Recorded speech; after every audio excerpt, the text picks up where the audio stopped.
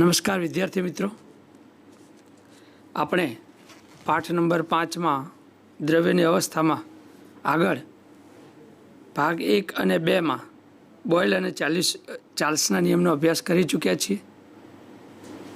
હવે આપણે ગેલ્યુસેકના નિયમનો અભ્યાસ કરીશું.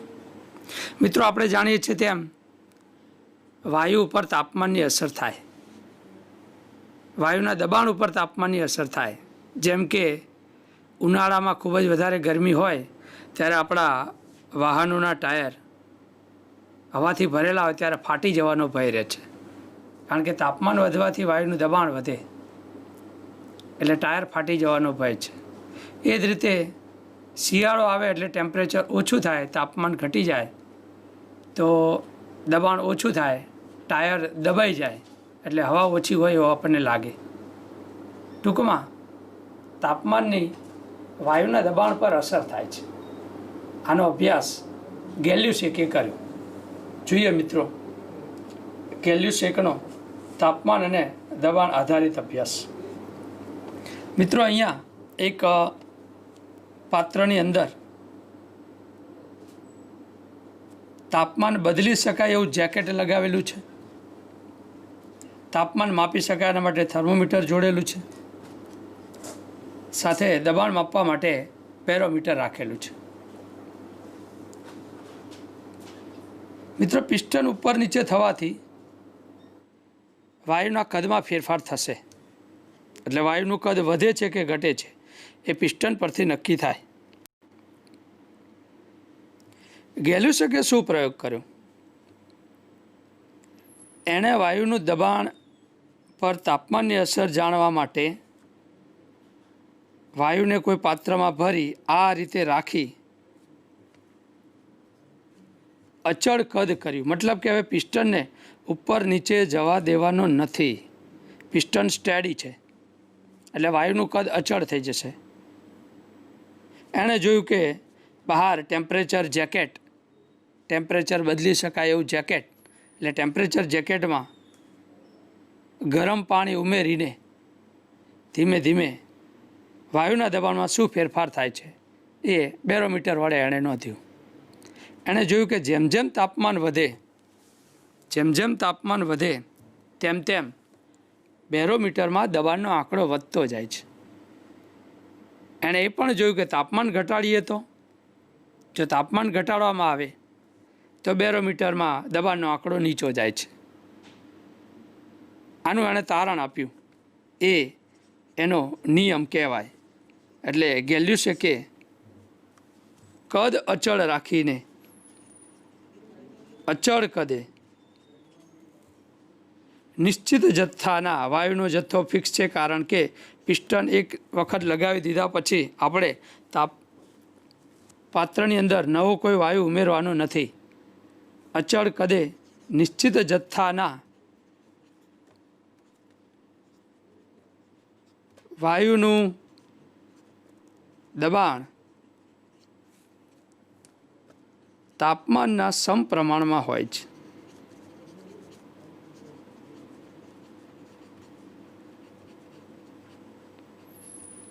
વાયુનું દબાણ તાપમાનના સમપ્રમાણમાં હોય છે. મતલબ કે તાપમાન વધે એમ દબાણ વધે છે. તાપમાનમાં ફેરફાર કરવાથી દબાણમાં ફેરફાર થાય છે. આ નિયમને આપણે કહીશું ગેલ્યુસેકનો નિયમ. મિત્રો, અહીંયા કદ વી અચળ છે અને વાયુનો જથ્થો એ પણ અચળ છે. આપણી 4 રાશિઓ છે: દબાણ, કદ, તાપમાન અને વાયુનો જથ્થો એન. એમાંથી કોઈ પણ 2 રાશિ અચળ રાખવાની. અહીં વી અચળ રાખેલું છે, વાયુનો જથ્થો અચળ રાખેલો છે. પી એટલે દબાણ અને તાપમાન વચ્ચેનો સંબંધ અહીં મેળવેલો છે, અને સંબંધ પ્રમાણે દબાણ પી ચલે છે વાયુનું તાપમાન ટી. પી ચલે છે ટી. તાપમાન વધે, દબાણમાં વધારો થાય, તાપમાન ઘટે, દબાણમાં ઘટાડો થાય. એટલે કે દબાણ એ તાપમાનના સમપ્રમાણમાં હોય છે. ચલનની નિશાની કાઢી નાખીએ તો મિત્રો આવું લખી શકાય: પી છેદમાં પી ઇઝ ઇક્વલ ટુ એક અચળાંક દાખલ કરીએ કે ઇન્ટુ ટી. આગળ K1 અને K2 આપણે લીધેલા છે, અહીં આપણે કરી દઈએ K3, જ્યાં K3 એ સપ્રમાણતા અચળાંક છે. સપ્રમાણતા અચળાંક. મિત્રો ટીને આ બાજુ લાવીએ તો આવું લખી શકાય પીના છેદમાં ટી બરાબર K3. આ ગેલ્યુસેકના નિયમનું સૂત્ર છે.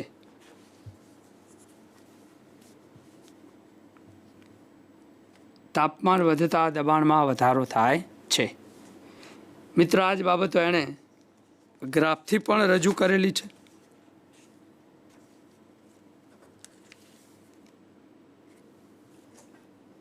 પી વર્સિસ ટીનો ગ્રાફ છે. આગળ આપણે આકૃતિમાં જોઈએ એ પ્રમાણે પિસ્ટનને કોઈ એક જગ્યાએ સ્થિર કરી તાપમાન બદલતા વાયુના દબાણમાં શું ફરક પડે એના અવલોકનો મેળવીને એણે ગ્રાફ દોર્યો. એ ગ્રાફ કંઈક આ રીતે સુરેખાવે. કે આપણે જોઈએ છીએ એ પ્રમાણે પી ચલે છે ટી, તાપમાનના સમપ્રમાણમાં દબાણ છે એટલે તાપમાન વધે, દબાણમાં વધારો થાય છે. આપણને આવી સુરેખા મળે. આ કોઈક ચોક્કસ કદ V1 હશે. મિત્રો આણે પિસ્ટનને નીચે લાવી, પિસ્ટનને જરા નીચે લાવી વાયુનું કદ બદલ્યું એટલે કોઈક નવા કદે જુદા જુદા તાપમાને વાયુનું દબાણ માપ્યું અને એના અવલોકનો મેળવી અને એનો ગ્રાફ એણે જોયો તો આવો કંઈક મળશે. પાછું પિસ્ટનને ઉપર નીચે કરી વાયુનું દબાણ બદલ્યું, વાયુનું કદ બદલ્યું, ફરીવાર અવલોકનો મેળવ્યા અને એ તારણો પરથી, અવલોકનો પરથી એણે આ રીતે સુરેખા મેળવી. જુદા જુદા કદે V1, V2, V3 કદે તાપમાન પર દબાણની શી અસર થાય એ આ સુરેખા દ્વારા મળે. બોયલના નિયમ પ્રમાણે આપણે મિત્રો જાણીએ છીએ પી અને વી એકબીજાના વ્યસ્તમાં હોય એટલે ઊંચા દબાણે રહેલો આ વી નીચો હોય એટલે અહીં આવું કહી શકાય V1ની વેલ્યુ, V2ની વેલ્યુ અને V3ની વેલ્યુ V1ની ખૂબ જ ઓછી, V2 કરતાં V3ની વધારે. દબાણ ઊંચું તો ઊંચા કદે, ઊંચા દબાણે કદ ઓછું હોય એટલે V1નો ઓછો, V2 વધારે, V3 એના કરતાં પણ વધારે. એટલે દબાણ અને તાપમાનનો આ રીતે ગ્રાફ આપી શકાય.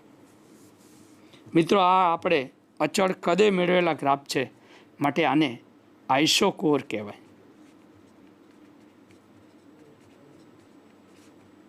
આ જે લાઈન છે, આલેખ છે એને આપણે આઇસોકોર કહીએ છીએ. બોયલના નિયમમાં આને આપણે આઇસોથર્મલ સમતાપી આલેખ કહેલો હતો, અહીં આપણે કહીશું આઇસોકોર. તો મિત્રો આ બાબત બોયલના ગેલ્યુસેકના નિયમની છે. ફરી એકવાર જરા જોઈ લઈએ. આપણો નિયમ છે અચળ કદે નિશ્ચિત જથ્થાના વાયુનું દબાણ તાપમાનના સમપ્રમાણમાં હોય છે. મતલબ કે પી ચલે છે ટી, પી બરાબર K3 into T, P by T બરાબર K3. અહીં મિત્રો એનું વ્યાપક સ્વરૂપ આ રીતે લખી શકાય.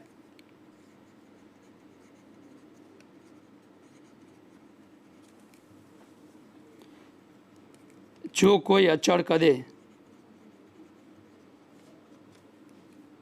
વાયુનું દબાણ P1 અને એ વખતે તાપમાન T1 હોય, દબાણ બદલાઈને નવું P2 થાય, તાપમાન બદલાઈને T2 થાય, તો આ પ્રારંભિક સ્થિતિ, આ અંતિમ સ્થિતિ, તો પ્રારંભિક સ્થિતિ માટે આપણે લખી શકીએ P1 છેદમાં T1 બરાબર K3. અંતિમ સ્થિતિ માટે લખી શકીએ P2 છેદમાં T2 બરાબર K3. બંને બાજુ અચળાંક સમાન છે તો આપણે આમ પણ લખી શકાય P1 ના છેદમાં T1 બરાબર P2 છેદમાં T2 આ ગેલ્યુસેકના નિયમનું વ્યાપક સ્વરૂપ. આ પ્રમાણે P3 છેદમાં T3 પણ લખી શકાય. તો મિત્રો આ નિયમ યાદ રાખીએ. અચળ કદે નિશ્ચિત જથ્થાના વાયુનું દબાણ તાપમાનના સમપ્રમાણમાં હોય છે. P ચલે છે T.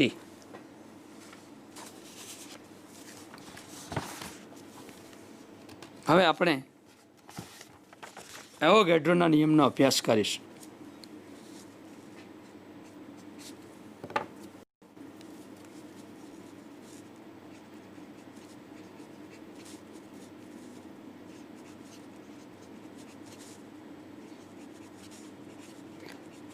એકમ 1ની અંદર યુનિટ 1ની અંદર એવોગાડ્રોનો નિયમ આપણે ભણી ચૂક્યા છીએ.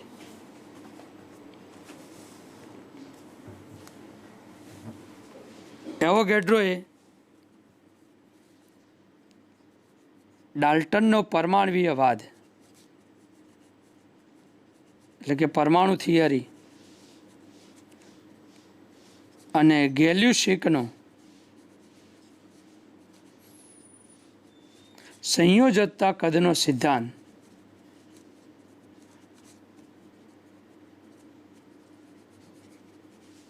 અથવા નિયમ આ બંનેનું સંકલન કરીને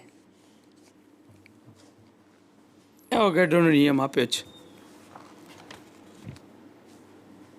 આ નિયમ પ્રમાણે નિયમ કંઈક આવો છે.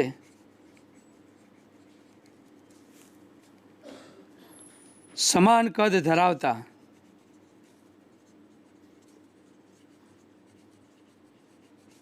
બધા જ વાયુઓ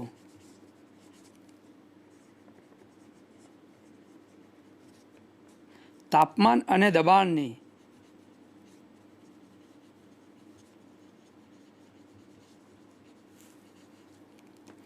સરખી પરિસ્થિતિમાં સમાન પરિસ્થિતિમાં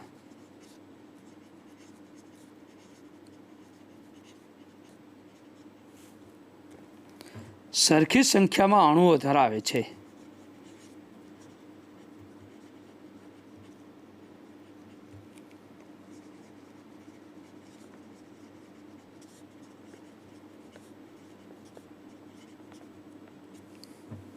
મિત્રો જરા જાણી લે શું છે.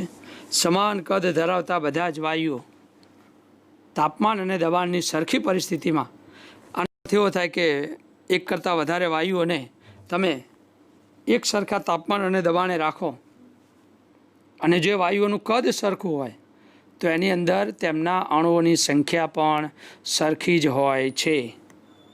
સમાન કદ ધરાવતા બધા જ વાયુઓ તાપમાન અને દબાણની સમાન પરિસ્થિતિમાં સરખી સંખ્યામાં અણુઓ ધરાવે છે.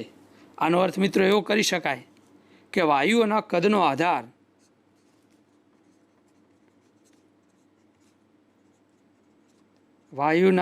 આધાર તેમાં રહેલા અણુઓની સંખ્યા પર છે.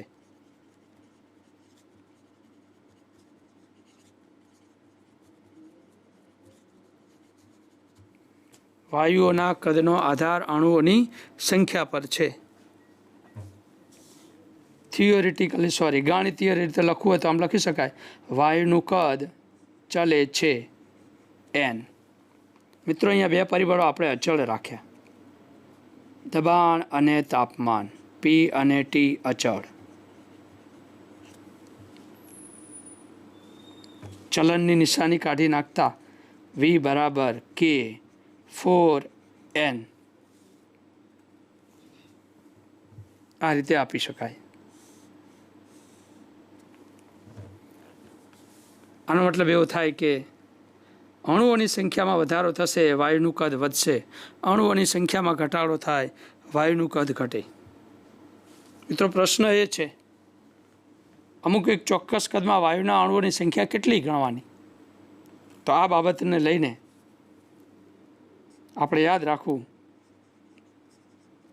એક મોલ વાયુ એમાં અણુઓની સંખ્યા આપણે જોયેલી છે પ્રકરણ 1માં 6.022 × 10⁻23 જેને આપણે એવોગેડ્રો આંક કહીએ છીએ। એક મોલ વાયુમાં અણુઓની સંખ્યા 6.0 ગુણ્યા 10⁻23 અને વાયુનું કદ વી એ મોલ સંખ્યાના સમપ્રમાણમાં છે આ નિયમ પ્રમાણે। એટલે મોલ સંખ્યા વધારે, અણુઓની સંખ્યા વધારે। તો આપણે જરા યાદ રાખીએ, તાપમાન અને દબાણની સમાન પરિસ્થિતિ હોય, મતલબ કે તાપમાન અને દબાણ જુદા જુદા વાયુઓને એક સરખા રાખેલા હોય ત્યારે એમના એક સરખા કદમાં અણુઓની સંખ્યા સરખી હોય। માની લઈએ કે બે વાયુઓ છે, H2 ગેસ, O2 ગેસ, બંનેને એક સરખા તાપમાને અને દબાણે રાખેલા હોય। આનું 5 લિટર કદ હોય, આનું પણ 5 લિટર કદ હોય, તો આપણા ક્રાઇટેરિયા પ્રમાણે ચાલે છે। બંનેનું તાપમાન સરખું, બંનેનું દબાણ સરખું, બંનેનું કદ પણ સરખું, 5 લિટર 5 લિટર। તો આની અંદર માની લો કે x જેટલા અણુઓ છે, તો આમાં પણ x જેટલા જ અણુઓ હોય। બંનેના કદ સમાન તો અણુઓની સંખ્યા સમાન। અણુઓની સંખ્યા મિત્રો, પરમાણુની સંખ્યામાં વાયુ બદલાય તો ચેન્જ થઈ શકે, પણ અણુઓની સંખ્યા સરખી હોય। એટલે તાપમાન અને દબાણ અચળ તો સરખા કદમાં વાયુના અણુઓની સંખ્યા સરખી હોય છે, જેને આપણે એવોગેડ્રોનો નિયમ કહીએ છીએ, કે જેણે પરમાણુવાદ અને સંયોજકતા કદનો સંકલન કરીને આ નિયમ આપ્યો છે।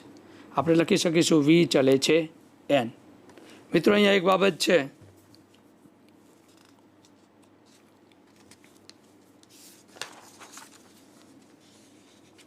જુદી જુદી તાપમાન દબાણની પરિસ્થિતિમાં વાયુનું કદ કેટલું ગણવાનું। એક પરિસ્થિતિ છે આપણી સામે એસટીપી,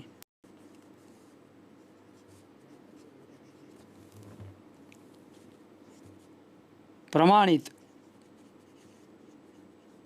તાપમાન અને દબાણ।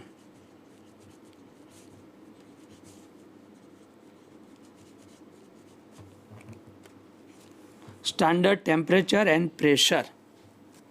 એસટીપી એ તાપમાન કેટલું ગણવાનું મિત્રો, 0° સેન્ટીગ્રેડ લેવાનું।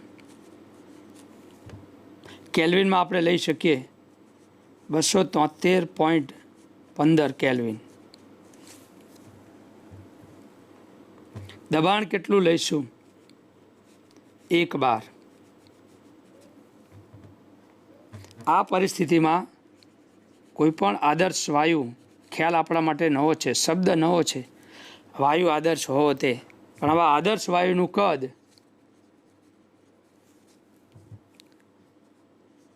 22.71098 લિટર લેવાનું।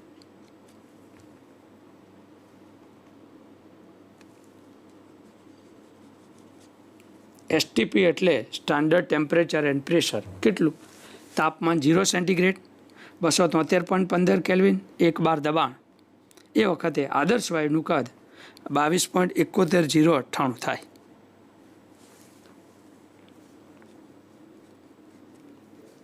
જૂના ખ્યાલ મુજબ એસટીપીમાં તાપમાન 273.15 કેલ્વિન, પણ દબાણ એક વાતાવરણ લેવાતું અને ત્યારે વાયુનું કદ 22.4 લિટર લેવાય। આ વાત આદર્શ વાયુને લાગુ પડે છે, આ કોઈ પણ વાયુને લાગુ પડશે। મિત્રો ત્રીજી એક બાબત છે એસએટીપી।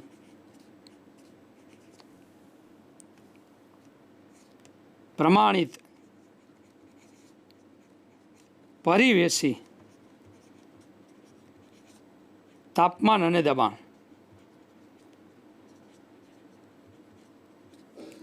Ambient temperature and pressure. Standard ambient temperature and pressure. મતલબ કે આપણી આજુબાજુ રહેલું તાપમાન તો એ લઈ શકાય 25°C, મતલબ કે 298.15 કેલ્વિન, અને દબાણ 1 બાર.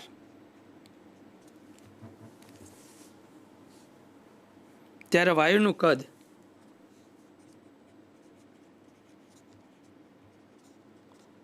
22.789 લીટર.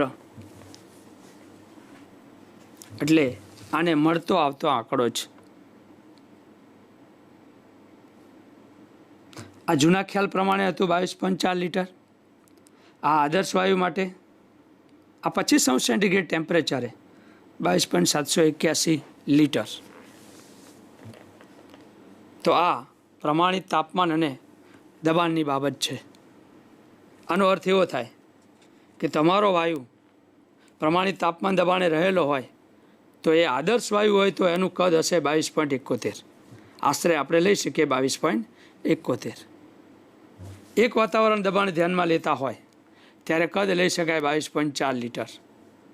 અને 25°C ટેમ્પરેચરે વાત હોય, સામાન્ય તાપમાન દબાણ, જૂના ખ્યાલમાં NTP પણ કહેવાતું, તો એ પ્રમાણે વાયુનું કદ 22.789 લીટર થાય.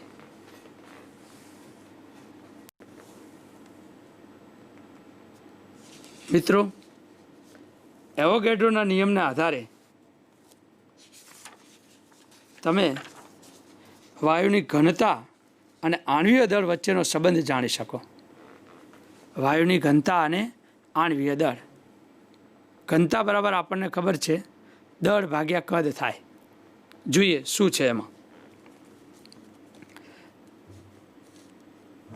મિત્રો, નિયમ છે V ચલે છે N એવોગેડ્રો. V બરાબર આપણે હમણાં લખ્યું K4N, જ્યાં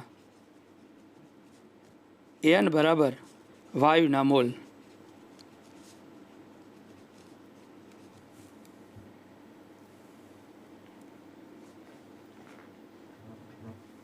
આપણે લખી શકીએ N બરાબર પદાર્થનું દળ છેદમાં આણ્વીય દળ.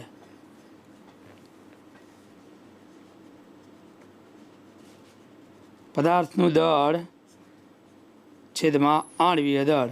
આ N બરાબર લખી શકાય. તો આ વેલ્યુ અહીં મૂકી દઈએ તો આપણી પાસે સમીકરણ મળે V બરાબર K4 × M છેદમાં કેપિટલ M. સ્મોલ m એટલે માસ, માસ એટલે પદાર્થનું દળ, અને કેપિટલ M એટલે આણ્વીય દળ.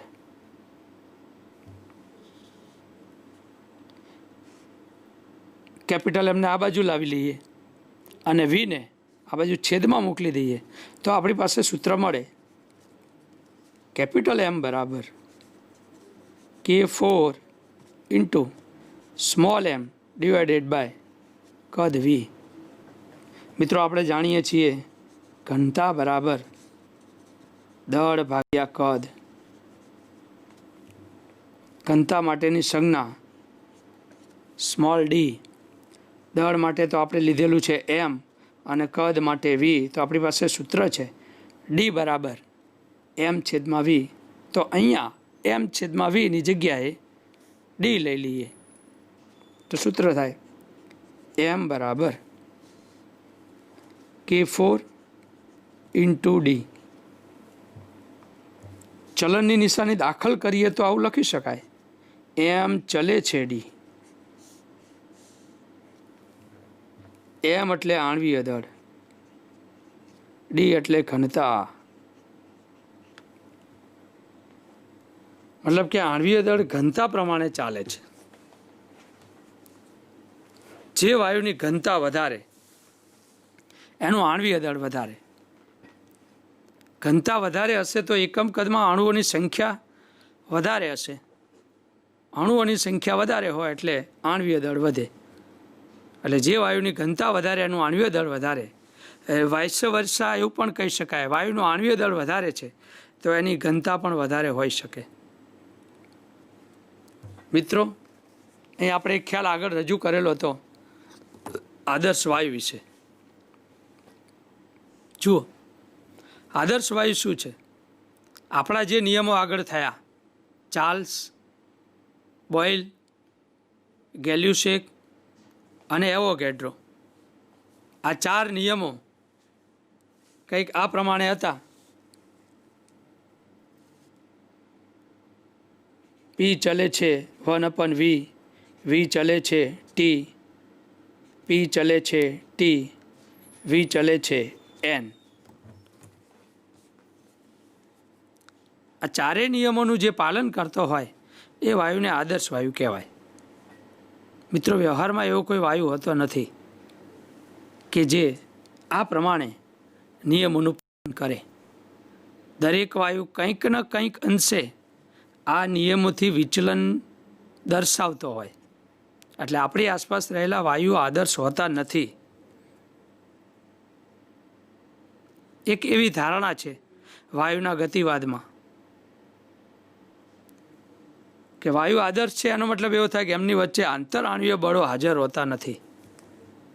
વાયુના અણુ વચ્ચે આંતરઆણ્વીય બળો હાજર હોતા નથી.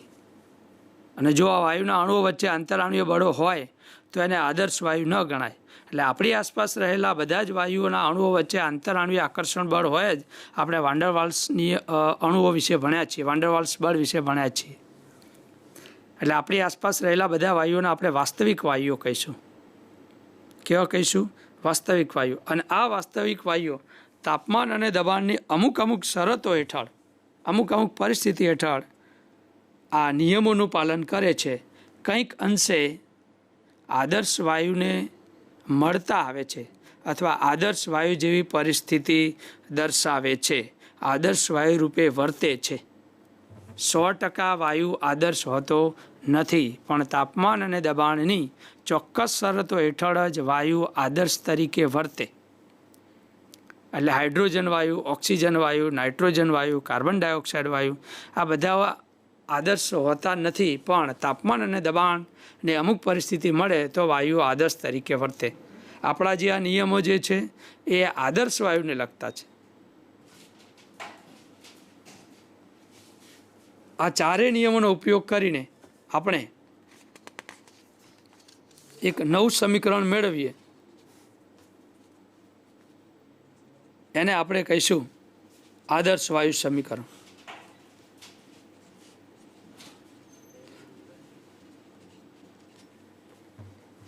મિત્રો, હમણાં કહ્યું તેમ આપણી આસપાસના વાયુઓ આદર્શ હોતા નથી, પણ તાપમાન અને દબાણની અમુક પરિસ્થિતિમાં વાયુઓ આદર્શ તરફનું વલણ દર્શાવે છે. તો આપણા જે નિયમો છે એનો ઉપયોગ કરી આપણે આદર્શ વાયુ સમીકરણ મેળવીએ. જુઓ, એક નિયમ આપણે બોયલનો નિયમ જોયો છે. નિયમનું સૂત્ર કાંઈક આવું છે, આ રીતે પણ લખી શકાય: વી ચલે છે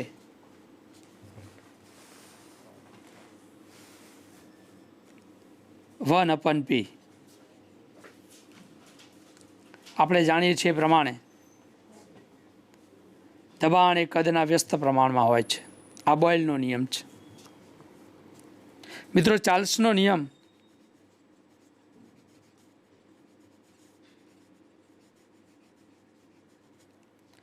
વી ચલે છે ટી.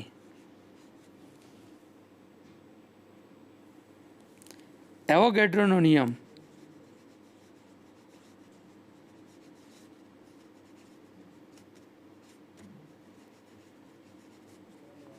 વી ચલે છે એન.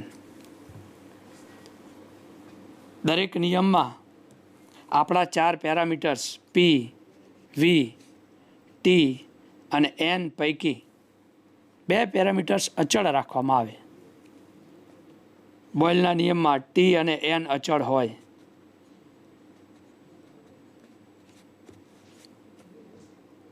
ચાર્લ્સના નિયમમાં પી અને એન અચળ હોય. એવોગેડ્રોમાં પી અને ટી અચળ હોય. બે પરિસ્થિતિઓ અચળ રાખીને આપણે આ બધા નિયમો મેળવેલા છે. આ સિવાય ગેલ્યુસેકનો પણ નિયમ છે, જેમાં અચળ કદે પ્રયોગો કરવામાં આવેલા છે. મિત્રો, ત્રણેય નિયમનું સંકલન કરીએ તો આપણે આવું લખી શકીએ: વી ચલે છે. ટી અને એન સમચલનમાં છે તો જોડે લખી શકાય, અને પી વ્યસ્ત ચલનમાં છે તો વ્યસ્તમાં લખાશે. વી ચલે છે એન ટી બાય પી. મિત્રો, ચલનની નિશાની કાઢી નાખીએ તો એક અચળાંક દાખલ કરવો પડે. આપણે દાખલ કરીશું R N T by P, જ્યાં આર સપ્રમાણતા અચળાંક છે.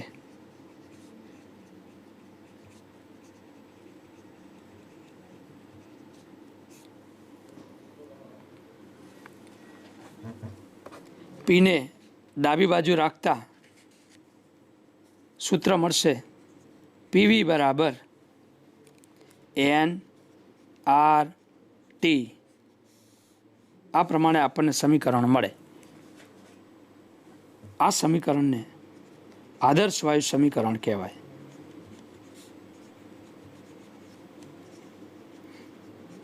જે વાયુ આદર્શ હોય તે આ સમીકરણનું પાલન કરે.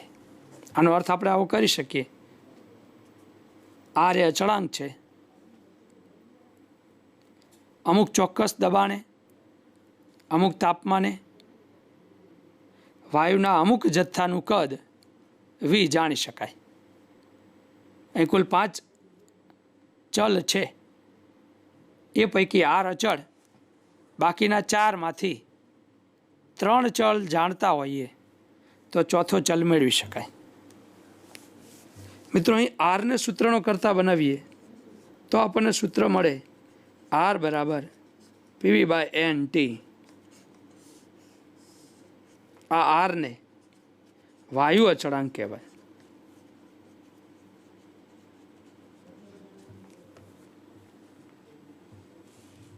સાર્વત્રિક વાયુ અચળાંક પણ કહી શકાય, અને ઉપરોક્ત સમીકરણને આદર્શ વાયુ સમીકરણ કહેવાય.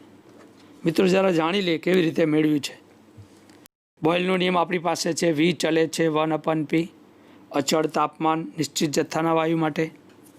ચાર્લ્સના નિયમનું સૂત્ર છે વી ચલે છે ટી, અચળ દબાણ નિશ્ચિત જથ્થાના વાયુ માટે.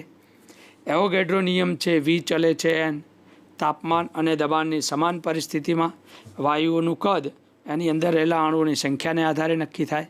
ત્રણેય નિયમનું સંગઠન કરતા વી ચલે છે એન ટી બાય પી.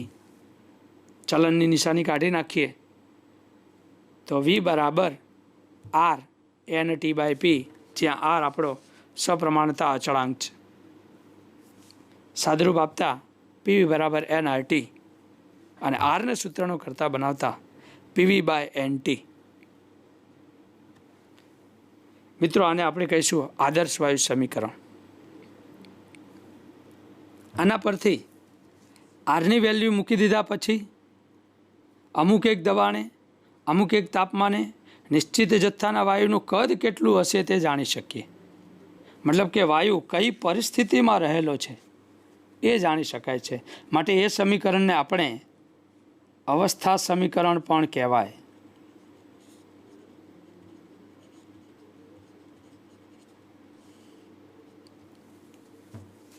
આને અવસ્થા સમીકરણ પણ કહેવાય, કારણ કે આનાથી વાયુની અવસ્થા જાણી શકાય છે. અમુક એક તાપમાન દબાણે વાયુ કઈ પરિસ્થિતિમાં રહેલો છે, વાયુ કેટલું કદ રોકે છે, વાયુનો જથ્થો કેટલો છે, એ આપેલા 4 પેરામીટર્સ, એમાં આર અચળ છે, બાકીના 4 પેરામીટર્સમાંથી કોઈ પણ 3 પેરામીટર્સ આપણે જાણતા હોય તો ચોથો પેરામીટર્સ મળી જાય. ઇન શોર્ટ, આ સમીકરણ આપણને વાયુની પરિસ્થિતિ બતાવે છે. પી બરાબર એનઆરટી એ આપણને આદર્શ વાયુ સમીકરણ તરીકે જાણીતું છે. એને અવસ્થા સમીકરણ પણ કહેવાય. મિત્રો, આપણે આરની કિંમતો વિશે જાણવાની જરૂરિયાત છે. આર એ આદર્શ વાયુ સમીકરણ, સામાન્ય વાયુ સમીકરણમાં એક અચળાંક તરીકે છે, જેને આપણે વાયુ અચળાંક કહીશું, સાર્વત્રિક વાયુ અચળાંક પણ કહી શકાય, ગેસ કોન્સ્ટન્ટ પણ કહી શકાય. એની વેલ્યુ, એની કિંમત દબાણ શું છે, તાપમાન શું છે, એના આધારે બદલાય. જે તે તાપમાન દબાણને આધારે આરની કિંમત નક્કી કરેલી છે. બધા જ વાયુઓ માટે આ આર ફિક્સ છે. H2, O2, N2, CO2 બધા જ વાયુઓ માટે આર વાયુ અચળાંકની કિંમત ફિક્સ નક્કી હોય છે. એ તાપમાન અને દબાણના આંકડા બદલાવાથી એની વેલ્યુ બદલાય, બાકી જે તે વાયુ માટે આર અચળ રહે. એટલે બધા જ વાયુઓ માટે એક કોમન આરની કિંમત એકમ પ્રમાણે લઈ શકાય. એકમ બદલાય તો આરની કિંમત બદલાય. મિત્રો, એ કેવી રીતે આવે એને જરા આપણે જાણી લઈએ. જુઓ, આપણે હમણાં સૂત્ર મેળવ્યું પીવી બરાબર NRT.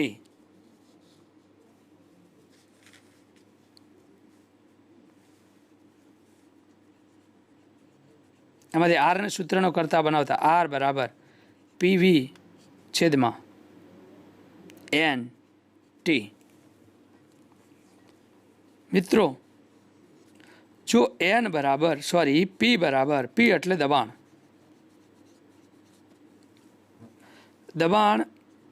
10⁵ પાસ્કલ લઈએ,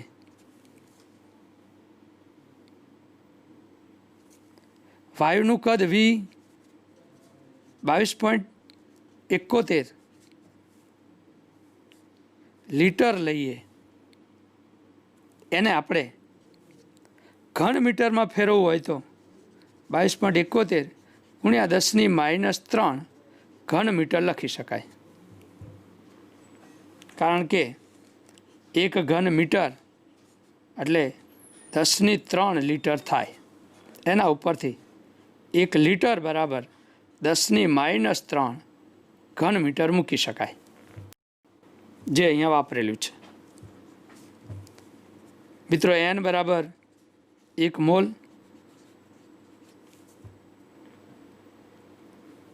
અને તાપમાન T 273.15 કેલ્વિન. મિત્રો, આ પરિસ્થિતિ એ STPA છે. STPA આ પરિસ્થિતિઓ લેવાની.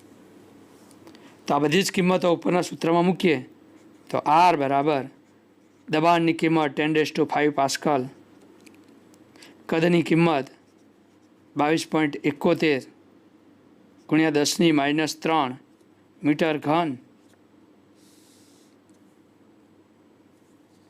વાયુનો જથ્થો 1 મોલ અને તાપમાન 273.15 કેલ્વિન. મિત્રો, ગણતરી કરતા આપણને જવાબ મળે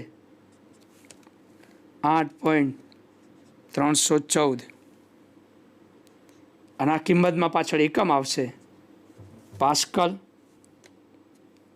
મીટર ઘન,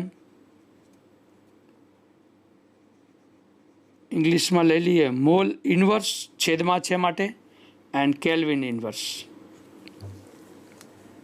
આ આરની એક કિંમત.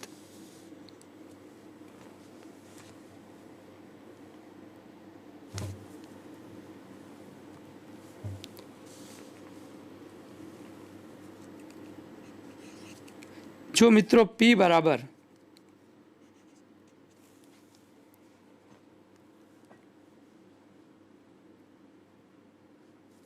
1 બાર લઈએ,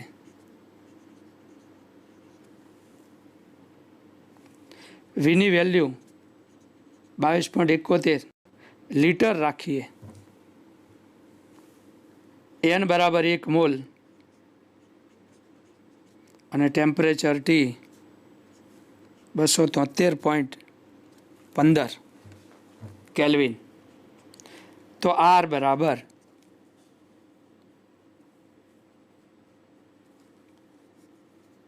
PV બાય NT.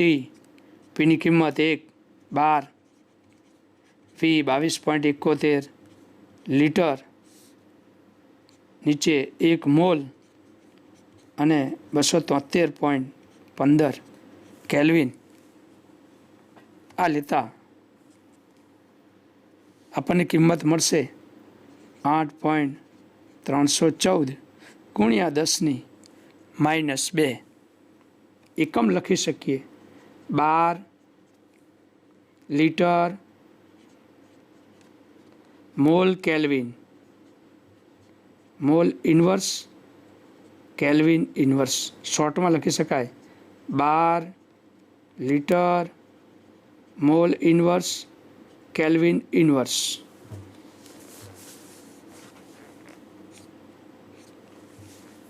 તો આ આરની બીજી કિંમત છે. જો મિત્રો એકમ પ્રમાણે આંકડો બદલાય છે. તમે દબાણ પાસ્કલમાં લખો છો, કદ ઘન મીટરમાં લખો છો, કિંમત આવશે 8.314. અને જે દબાણ બારમાં લીધેલું હોય, કદ લીટરમાં લીધેલું હોય, 8.314 × 10 - 2 થશે. એટલે કે આરની કિંમત એકમ પ્રમાણે બદલાય. જેવા એકમો લીધેલા હોય એ પ્રમાણે આરની કિંમત આવે.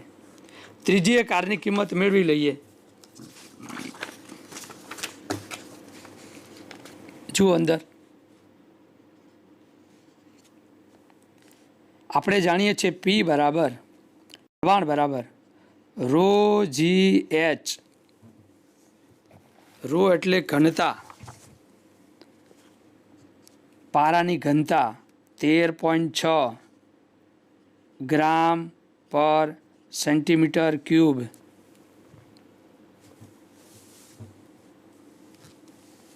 જી ગુરુત્વ પ્રવેગ CGS એકમમાં લઈએ તો 981 સેન્ટીમીટર પ્રતિ સેકન્ડ સ્ક્વેર. અને એચ એટલે પારાની ઊંચાઈ 76 સેન્ટીમીટર.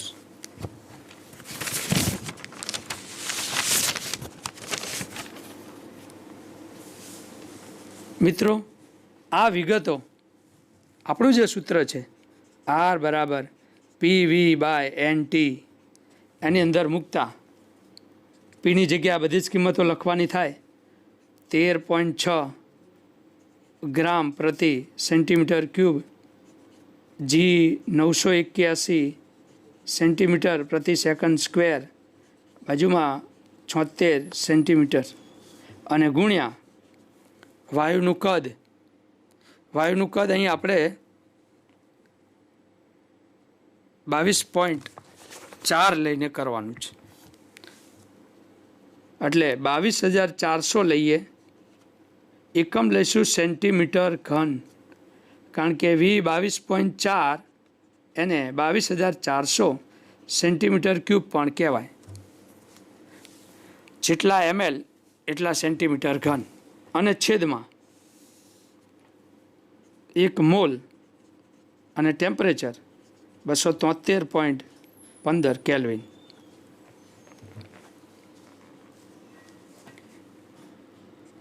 મિત્રો સાદુરૂપ આપતા આપણને જવાબ મળે 8.314 ગુણ્યા 10⁷. અને એકમોને બદલતા આપણને એકમ મળશે erg mole inverse kelvin inverse.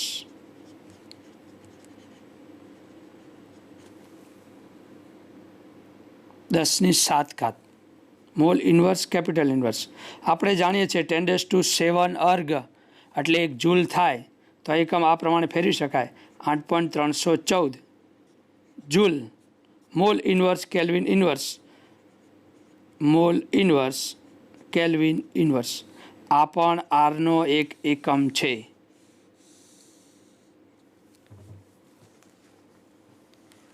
જ્યાં જે એકમની જરૂરિયાત હોય એ પ્રમાણે આર વાપરવામાં આવે.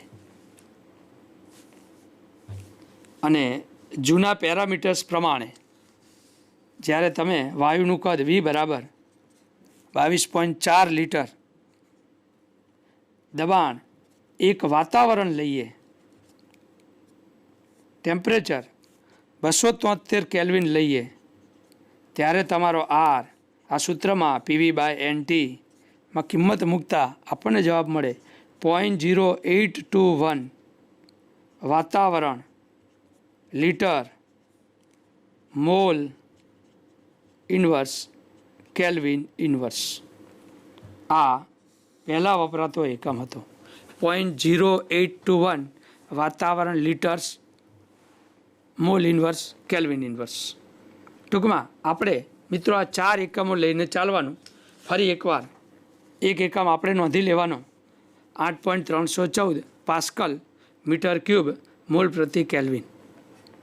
બીજો એકમ છે R બરાબર 8.314 ઇન્ટુ 10⁻², બાલીમો કે 12 લીટર મોલ કેલ્વિન. ઉપર પાસ્કલમાં છે, નીચે બારમાં છે. ત્રીજો એકમ 8.314 10⁷ અર્ગ મોલ કેલ્વિન. એના ઉપરથી 8.314 જૂલ પ્રતિ મોલ કેલ્વિન. જો આ ફિગરને તમે 8.314 અને 4.184 વડે ભાગો તો તમને 1.987 ફિગર મળે. એ તમારો જવાબ કેલરીમાં કહેવાય. Calorie mall inverse kelvin inverse. આ પણ આપણે યાદ રાખીશું. અને ચોથો એકમ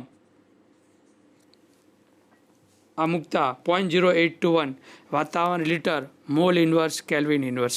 તો મિત્રો આપણે આ 4 એકમો વાયુના અચળાંકના જરા યાદ રાખીશું. એટલે કે આરની 4 કિંમતો છે. ખાસ યાદ રાખો મિત્ર, જ્યારે ઉર્જાની વાત આવે ત્યારે હંમેશા આર તરીકે જૂલ વાપરવો. જ્યાં પણ ઉર્જાની વાત હોય ત્યાં આર તરીકે જૂલ વાપરવો. જૂલના બદલે 1.987 કેલરીમાં વાપરી શકાય. એટલે ઉર્જા સિવાય વાતાવરણ દબાણ હોય ત્યારે બીજા એકમો વાપરવા. અહીં આરની વેલ્યુ ઉર્જા તરીકે આ વાપરવી. ટૂંકમાં આ 4 એકમો આપણે ખાસ નોંધી લઈશું. મિત્રો, તમારો જે આ નિયમ છે આદર્શ વાયુ સમીકરણ, એની અંદર 2 પરિસ્થિતિ હોય. પરિસ્થિતિ 1 અને પરિસ્થિતિ 2. પહેલી પરિસ્થિતિમાં વાતાવરણનું દબાણ, કદ અને ટેમ્પરેચર T1 હોય. બીજી પરિસ્થિતિમાં દબાણ P2 હોય, કદ V2 હોય, ટેમ્પરેચર T2 હોય. વાયુ એક જ છે. એક જ વાયુની 2 પરિસ્થિતિઓ છે. તો આ પરિસ્થિતિ માટે આપણે સમીકરણ P1 V1 બરાબર N1 RT આવું લખી શકીએ. બીજી પરિસ્થિતિ માટે P2 V2 બરાબર N2 RT આવું લખી શકીએ. અહીંયા જો એક જ વાયુનો જથ્થો હોય, જથ્થો અચળ રાખીએ તો T1 T2 T1 લખી શકાય. તો P1 V1 છેદમાં T1 બરાબર NR. બીજી પરિસ્થિતિ માટે P2 V2 છેદમાં T2 બરાબર વાયુનો જથ્થો બંનેમાં સરખો, મતલબ કે N1 બરાબર N2, તો આપણે લખી શકીએ NR. આ અને આ બંનેની એક બાજુ સરખી જ છે, તો આપણે નોંધી શકીએ P1 V1 છેદમાં T1 બરાબર P2 V2 છેદમાં T2. આને આપણે કહીશું સંયુક્ત વાયુ સમીકરણ.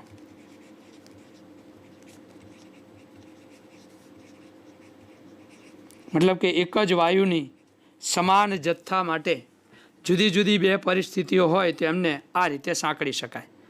એટલે વાયુની 2 પરિસ્થિતિઓને સાંકળતું સમીકરણ, એટલે આપણે એને કહીશું સંયુક્ત વાયુ સમીકરણ. મિત્રો, આ બાબતો વાયુના ગતિવાદની છે. નેક્સ્ટ ટોપિકની અંદર આપણે વાયુની ઘનતા અને મોલર દરની ચર્ચા કરીશું. આભાર.